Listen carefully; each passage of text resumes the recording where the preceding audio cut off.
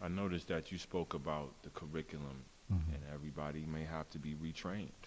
Yeah. The curriculum has to be overhauled, revised, for the lack of a better word, thrown in the garbage. Um,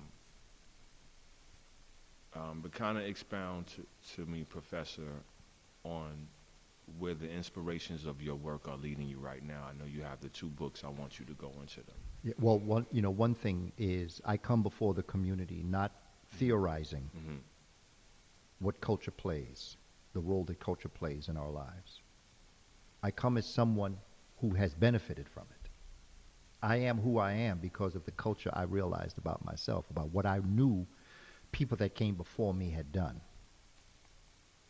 Culture, like Dr. Wade Noble's brilliant educational psychologist, he tells us that culture is to a human as water is to a fish. And that you live in it, you breathe it. Everything about you is your environment.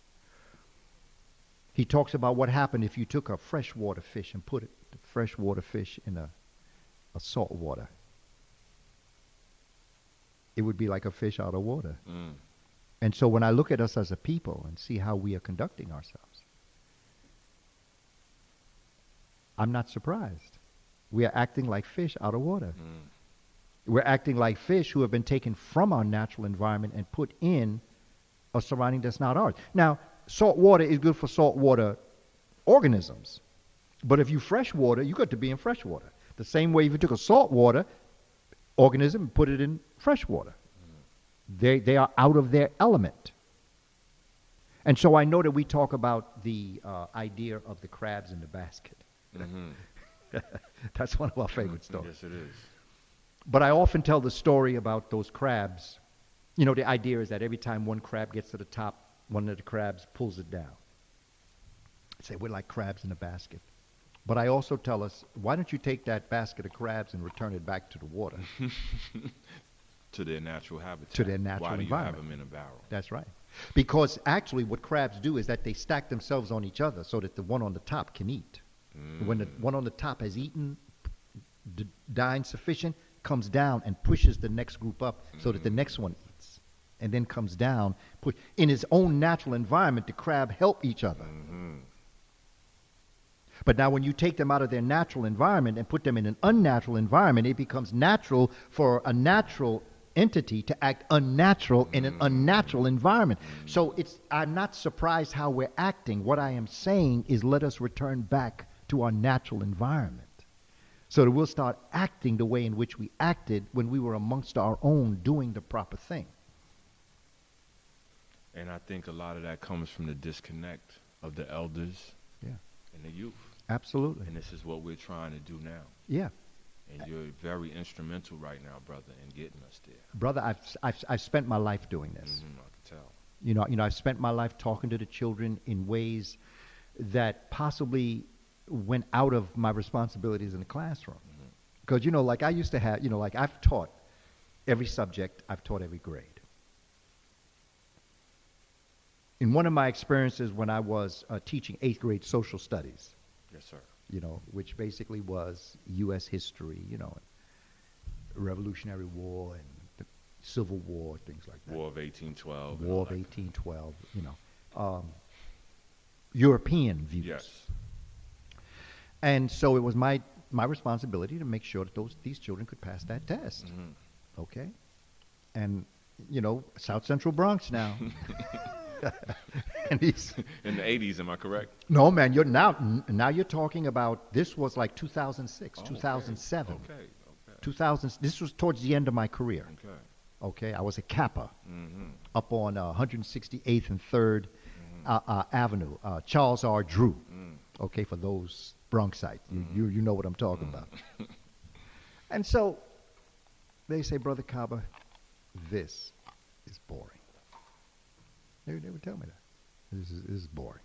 I said, this is boring? They say, yeah, Brother KABA, this is really boring. I said, really boring? Really boring, Brother KABA. This is really boring. And I said, well, you multiply that by 10. That's how bored I am teaching you this nonsense. But if you give me 20 minutes to teach you what's going to be on the test so you can pass it, I'm going to spend 20 minutes telling you about George Washington and about Thomas Jefferson and about the American Revolution and what role you played in American history. But this is a game. You got to pass the game. You're here. You don't play basketball according to baseball rules, and you don't hit a baseball like you hit a tennis ball. You got to go by the rules. Let's get this done. In 20 minutes, I can tell you what you need. And what I would do is I would have them, and of course I'm on tape, but I'm going to say it anyway because I don't care. I would have them look at the summary in the beginning of every chapter. And then I would have them read the ending summary, the conclusion of every chapter. I would have them put that in their notebook. That's what they would study. You just cut the fat away from the meat. So that I could give them 20 minutes of real, of the real. Of the real. And I used to give them the real, man. I used to hit them right. with some stuff, man, about Thomas Jefferson and about Sally Hemings and about Ben Franklin, died of syphilis. Okay? Ben Franklin was not a good person. Forget Thomas Jefferson. And the brother that he brought with him when he brought his young girl, Sally Hemings, to France to hide his relationship with that little girl, he brought a brother to be his chef, and that chef was the one that brought back something we call French fries. This is our history. I used to drop it on them like that. They say, you mean to say when we go to McDonald's? I said, that ain't McDonald's, that's Crack Donald. Murder King. Haunted Castle. And Sunken Donuts. That's right. Facts, brother, facts. And they would laugh, but they got my point. Right. That's what education is. Get my point. Right. Okay? Them shoestring potatoes that you loved going over there to Crack Donald. A black man brought that here. Man looked like you brought that here. Potato chips, we brought that here. Right. We did that.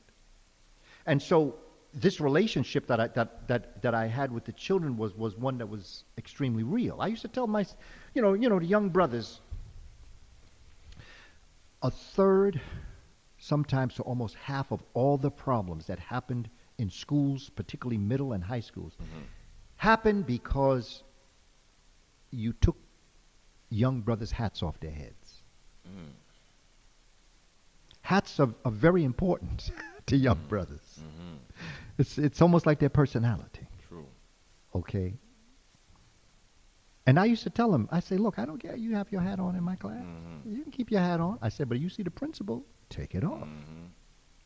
I said, but you can wear your hat in my class.